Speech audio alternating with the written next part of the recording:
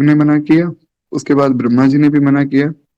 नारद जी माने नहीं, नारद जी पहुंच गए भगवान के धाम में।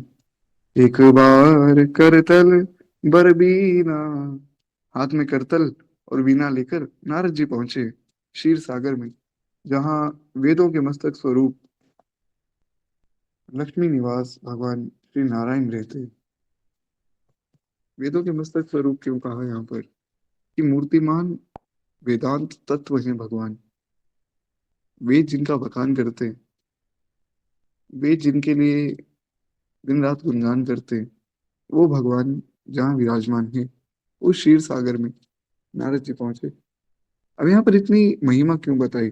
मतलब सीधा कह देते कि भगवान उनके पास पहुंचे, पर गोस्वामी जी यहाँ दिखाना चाहते हैं कि देखो, नारद जी अभिमान लेकर किसी साधारण व्यक्ति के पास नहीं गए। अनंत अनंत कोटि ब्रह्मांड के स्वामी, वेद स्वरूप लक्ष्मी निवास भगवान श्री नारायण के पास पहुंचे। यहाँ का भाव ये है कि जब किसी व्यक्ति में अभिमान बढ़ जाता है ना, तो वो फिर आम व्यक्ति से बात नहीं करता है। वो फिर संसार की नजर में जो बहुत बड़े लोग हैं उनसे बात करता है। वास्तव में तो बड़ा कोई भी नहीं है, पर जो संसार की नजर में बहुत बड़े बड़े लोग हैं, वो फिर केवल उनसे ही बात करता है, और उनसे भी अपनी तुलना करता है कि देखो तुम्हारे पास तो इतना ही है, मेरे पास आज कितना है। तो इसलिए गोस्वामी जी ने यहाँ उपमा दी, इसलिए गोस्वामी जी ने यहाँ विशेषण लगाए। कहते हैं, ऋषि मिले उठी रमा निकेता, बैठे आसन ऋषि समेता।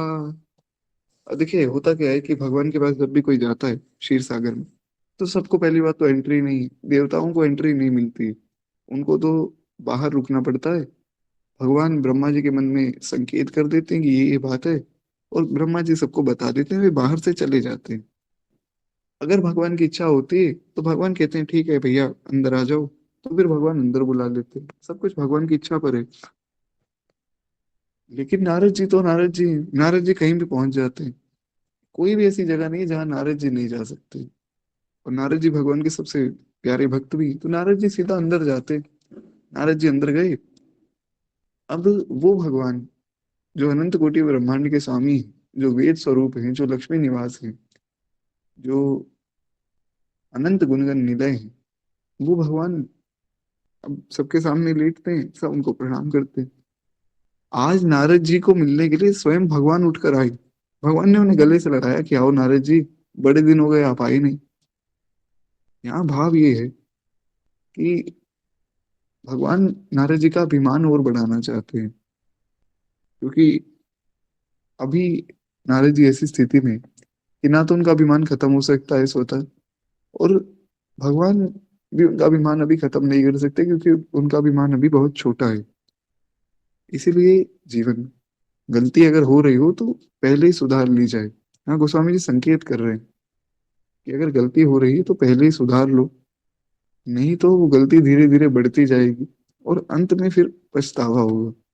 नारद जी को पहले भगवान शिव ने समझाया, वे अगर समझ जाते तो अभिमान खत्म हो जाता। ब्रह्मा जी ने समझाया तब समझ जाते तो अभिमान खत्म हो जाता। अब उनको कोई समझाने वाला नहीं है, लेकिन उनका अभिमान इतना भी नहीं बढ़ा है कि उसे नष्ट किया जाए। तो अब भगवान उनका अभिमान बढ़ा रहे हैं जानकर।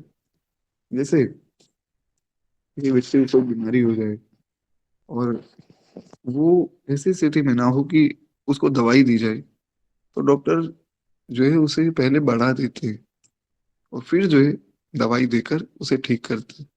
तो वही काम भगवान कर रहे हैं। अब महाराज भगवान उठे, आनंद से मिले, और बैठे आसन ऋषि समेता। नारद जी को भगवान ने अपने आसन पर अपने साथ ही बैठा लिया। बोले आओ नारद जी, अरे आप इतने बड़े भक्त हो, इतने बड़े वैष्णव हो, कहाँ खड़े रहोगे, मेरे साथ बैठ जाओ। और नारद जी जाकर बैठ भी गए। नारद जी समझ नहीं पाए कि मेरे साथ हो क्या रहा है। आज स्वयं भगवान खड़े होकर मुझसे मिल रहे हैं, मुझे अपने आसन पर बिठा रहे हैं, ये मेरे साथ हो क्या रहा है।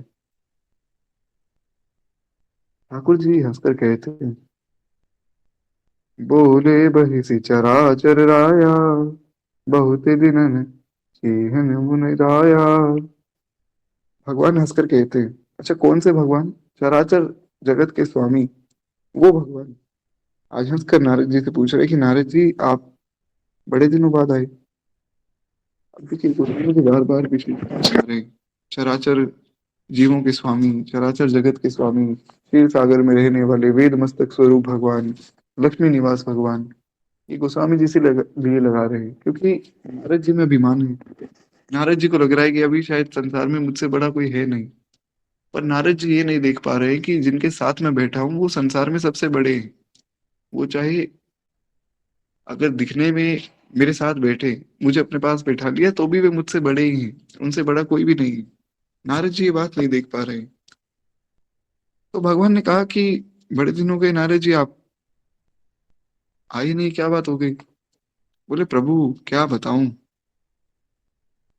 मैं आपकी दया से ना बहुत अच्छा काम करके आया हूँ। भगवान बोले अच्छा, बताओ क्या? काम चरित नारद सब भाषे, यद्यपि प्रथम बिरज शिव राखे।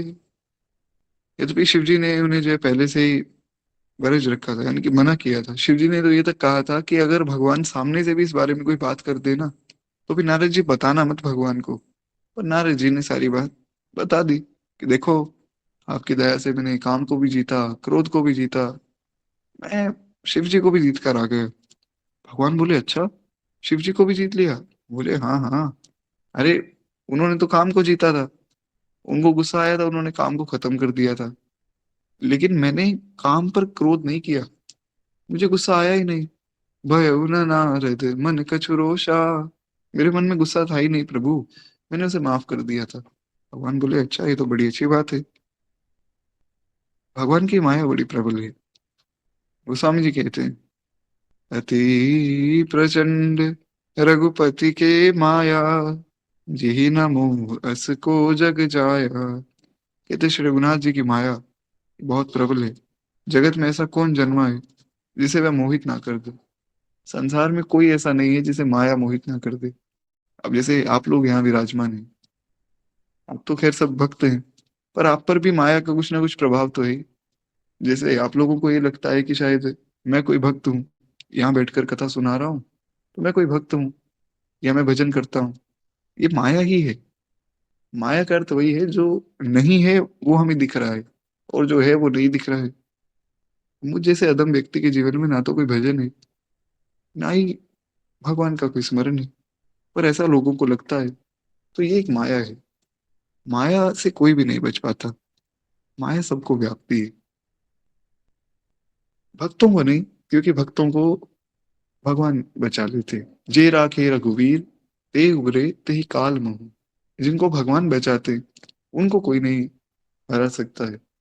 कि जानकी नाथ सहाय, करें जब तो कौन बिगाड़ करे नर तेरो। गोस्वामी जी कहते हैं कि जब ठाकुर जी आपकी सहायता कर रहे हैं तो संसार में कौन है जो बिगाड़ कर दे? किसी में हिम्मत नहीं। लेकिन भक्तों पर माया इसीलिए आती है क्योंकि वो भगवान की लीला होती है, ताकि उन भक्तों को भी एक सीख मिले और साथ के साथ अन्य भक्तों को सीख मिले। अर्जुन को मोह हो गया। अब सोचिए, जो दिन रात भगवान के साथ खेल रहा है, घूम रहा है, उस व्यक्ति को मोह कैसे हो जाएगा? और हो गया तो हो गया। तो ये भगवान की लीला थी, भगवान ने अर्जुन के माध्यम से हम सबको गीता सुना दी। अब मैंने कल भी कहा था कि गीता एक ऐसा दिव्य ग्रंथ है जिसे गुरु या संत के निर्देशन में पढ़ना चाहिए और सबको सुनानी नहीं चाहिए। भगवान ने अर्जुन को सुनाई क्योंकि अर्जुन पात्र थे सुनाने को। भगवान दुर्योधन को भी सुना देते कि भैया दुर्योधन, तुझे ज्यादा जरूरत है धर्म की, तू जान। पर भगवान ने नहीं सुनाई। तो अपात्र व्यक्ति को नहीं सुनानी चाहिए। भगवान के नाम में 10 अपराध होते हैं, उसमें से एक अपराध ये भी है कि अगर आप एक ऐसे व्यक्ति को जो भगवान की निंदा करता है, नाम की निंदा करता है, जिसके नाम में कोई श्रद्धा नहीं है, उसे नाम की महिमा बताते हैं, तो वो भी एक अपराध है। क्योंकि नाम की महिमा उसे बताई जाए जो उस पर विश्वास कर सके। हाँ, ऐसा भी नहीं कि ऐसा सोचकर हम किसी को बताए ही नहीं कि क्या पता ये श्रद्धावान हो या ना हो। जैसे मैंने अभी आपको कल वो किस्सा सुनाया था कि जो एक मेरे परिवार में एक व्यक्ति जिनका अभी रिजल्ट आना था, उन्होंने कहा कि कुछ बता दो।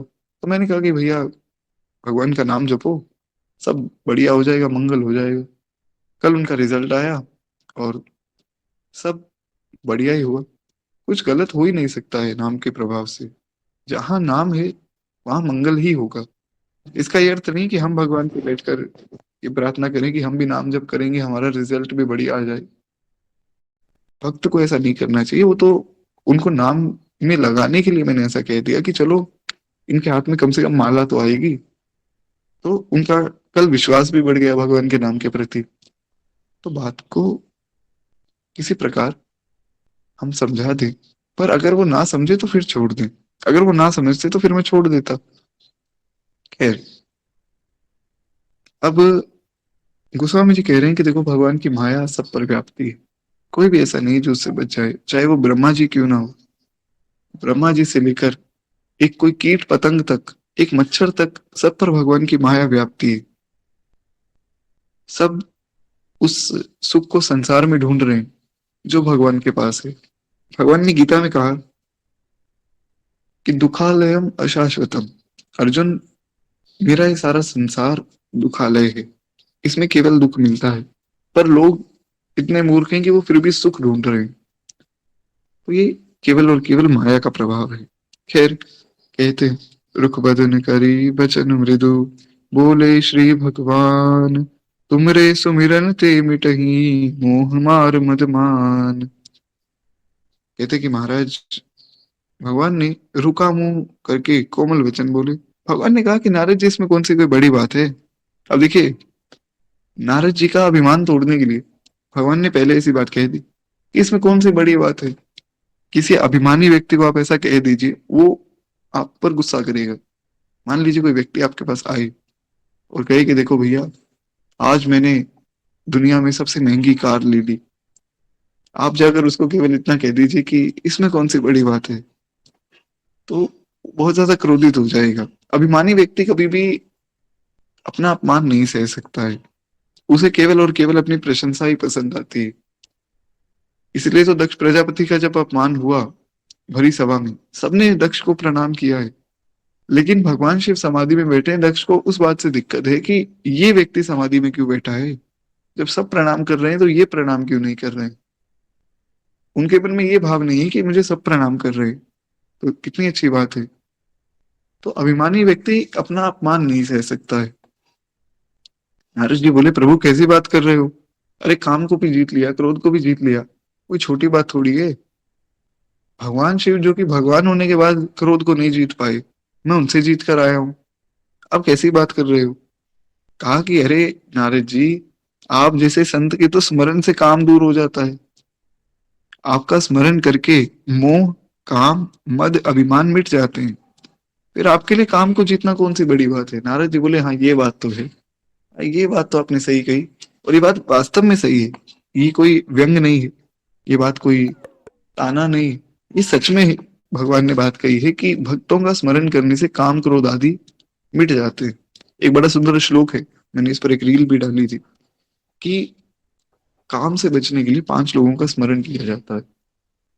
सनत कुमारो देव ऋषि, शुक विषभक प्लवंगमान। सबसे पहले सनत कुमार, उसके बाद देव ऋषि नारद जी, उसके बाद शुक यानी कि सुखदेव गोस्वामी जी, भीष्मक यानी कि भीष्म जी, और प्लवंगमान यानी कि स्वयं साक्षात सदगुरुदेव भगवान श्री हनुमान जी महाराज।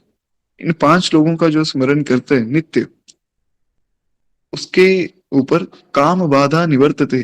फिर काम का कोई असर नहीं पड़ता है, वो काम विकार से मुक्त हो जाता है। ये है भक्तों के स्मरण की महिमा। आप ज्यादा नहीं तो केवल 5 या 10 भक्तों का स्मरण निरंतर करें, आपका जीवन बदल जाएगा। कुछ भी नहीं कर सकते, केवल गोस्वामी जी का आप स्मरण करें या किसी एक भक्त का आप स्मरण करें, तो आपका जीवन वैसे ही सुधर जाएगा। इन भक्तों का नाम लेने मात्र से कल्याण हो जाता है। ये है भक्तों की महिमा। मोरे मन प्रभु हस विश्वासा, कि राम ते अधिक राम कर दासा। कि प्रभु मेरे मन में ऐसा विश्वास है, राम से अधिक राम जी के दास है। भगवान से बड़े भगवान के भक्त होते हैं। तो इसीलिए भक्तों का नाम लेना बहुत उत्तम माना जाता है। बाहर हम कहीं जा रहे हैं, हमें भगवान का नाम तो लेना ही चाहिए, साथ के साथ 5-6 भक्तों का स्मरण करना चाहिए। उससे क्या है कि हमारा कोई एक्सीडेंट वगैरह या कोई हादसा जो होने वाला है वो टल जाता है। खैर, एक बार प्रेम से बोलिए भक्तवत्सल भगवान की जय। तो नारद जी को भगवान ने कहा, नारद जी आपके तो स्मरण मात्र से काम मोह मद आदि सब दूर हो जाते हैं, आप क्यों चिंता कर रहे हो? इतनी कोई बड़ी बात नहीं है आपके लिए। नारद जी का अभिमान और बढ़ गया है कि देखो, ऐसे ही मुझे शिव जी और पिताजी रोक रहे थे, देखो मुझे तो भगवान कितनी प्रशंसा दे रहे हैं। वो लोग शायद मुझसे जलते हैं, क्योंकि जब कामदेव को ब्रह्मा जी ने प्रकट किया था तो ब्रह्मा जी भी एक बार काम के चक्कर में पड़ गए थे। कामदेव ने ब्रह्मा जी को देखा और उसने सोचा कि सबसे पहला एक्सपेरिमेंट मैं अपने पिताजी पर ही कर दूं। तो उसने ब्रह्मा जी को ही मोहित कर दिया और ब्रह्मा जी मोहित हो गए। फिर आकर भोले बाबा ने उनके कान में जो है राम नाम बोला और कहा कि ब्रह्मा जी क्या कर रहे हो, ये आपका बेटा है और आप इसकी माया से मोहित होते जा रहे हो। तो तब ब्रह्मा जी ने उसे आशीर्वाद दिया कि तुम बहुत ज्यादा शक्तिशाली हो, तुमने अपने पिता को ही मोहित कर दिया, तो जाओ मैं तुम्हें वरदान देता हूँ, इस संसार में कोई ऐसा नहीं होगा जो तुमसे बच जाएगा, तुम्हारी माया सब पर व्यापेगी। तो ये वरदान काम को ब्रह्मा जी ने दिया था, इसलिए सारा संसार काम में है।